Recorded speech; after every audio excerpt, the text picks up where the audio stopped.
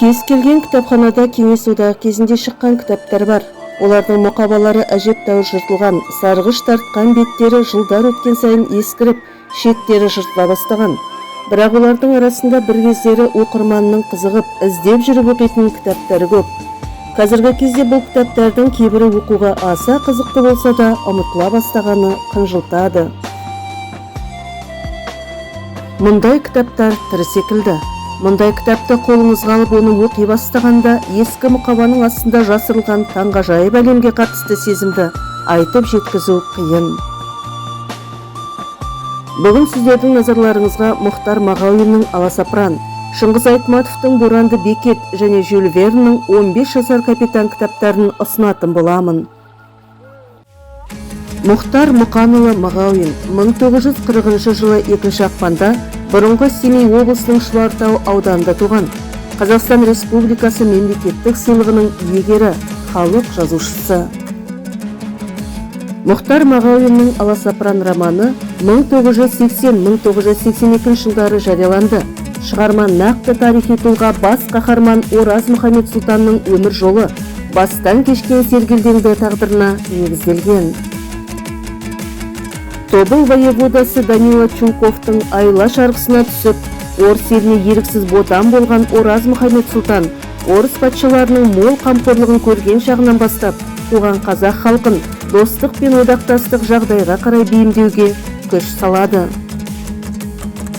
Кітапта тәуекелдің хандық өлшемдегі әділеттілігі мен парасаты, Томан, Сүтемген билердің жорамалға жүйрік білмәрлігі, Қадырғали Бектің салқын ақылы, Абалақ Сұлтанның өршіл, тентек мінезі, кесек қылығы шынайы суреттелген. Шыңғыс Төреқұлұлы Айтматов 1928 жылы 12 желтоқсанда Қырғыз Республикасы Талас өңірі Шекер ауылында туған. Жазушы, қоғам және мемлекет қайраткері, академик, социалистік еңбек ері. Шыңғыс Айтматовтың «Боранды бекет» романында қоғамдағы аса қауіпті құбылыстың бірі мәңгүрттік мәселесін, яғни адамзат баласы сана сезімінің құлдырап, рухани катаклизмге ұшырай бастағанын көтереді.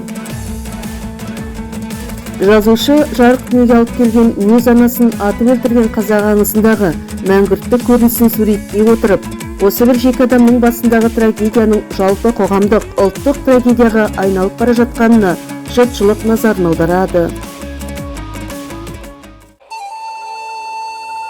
Ғылыми фантастикалық романдардың негізін салушылардың бірі француз жазушысы Жюль Верн 1828 жылдың 8 ақпанында Францияның Нант қаласында дүниеге келген. Оның 15 жасар капитан кітабын тек балалар ғана емес, ересектер де қызыға оқиды. Романда атынан көрініп тұрғандай 15 жасында кеме капитаны болған Дик Сент деген баланың басынан кешкен алуан түрлі оқиғалары және өміріндегі ең қиын шақта қасында демеу болған достары жөнінде жазылған.